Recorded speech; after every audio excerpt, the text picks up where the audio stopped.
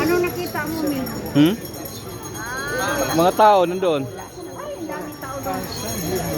Nandun ang sakyan eh, sa brick restaurant sa kaliwa. Ano daw sa sakyan sa Greek restaurant? Sa kakaliwa ka doon. Lakarin na lang mamaya. Oo, lakarin na lang. Kaya na lang bumalik. Alam mo sila. Pero kung maraming tao, Yun nga lang. Ay, alaka. Anong gawin sa plaza? Wala. Wala